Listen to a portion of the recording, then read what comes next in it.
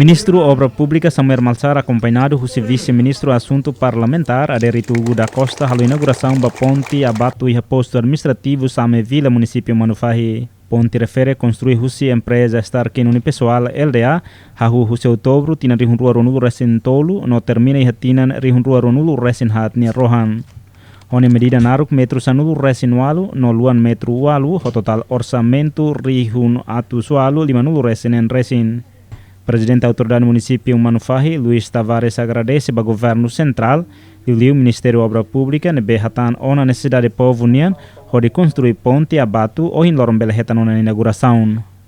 Aí a oportunidade de né de Manufahi tomat nenara na fatem a mim agradecimento aí para no governo constitucional e o Ministério da Obras Públicas nebe makalo obra para televisão no município de né.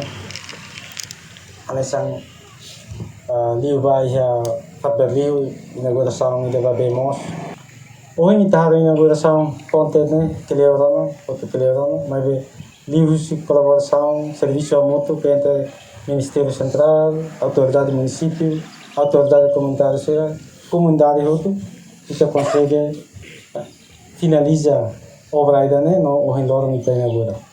E a faten hanesan vice-ministro Assunto Parlamentar, Aderito Hugo da Costa Teten, Norman Fahiwan, whose comunidade na faten hamutu contribui para desenvolvimento.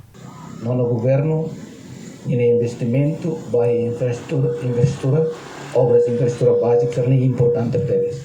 Hanoi, balo Hanoi kata infraestrutura básico, obras são mahalau ne lavale. Mas be, nono governo entre setor será importante para desenvolvimento e a prioridade ida importante maka infraestrutura básico. Tambah soho infraestrutura básico maka desenvolvimento e setor selu belau.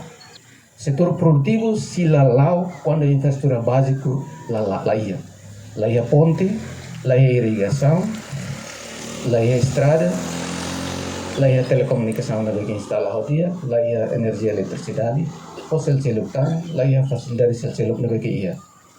Setor sernihutu, quando bele lau funciona, quando a infraestrutura básica, leve que não no governo tahu ya programa prioridade, lau.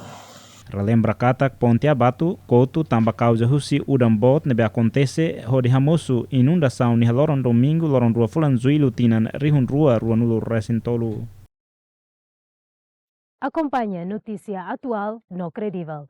Catalua like, subscribe, no share, website www.tatoli.tl, página Facebook Antil, no YouTube Tatoli IP.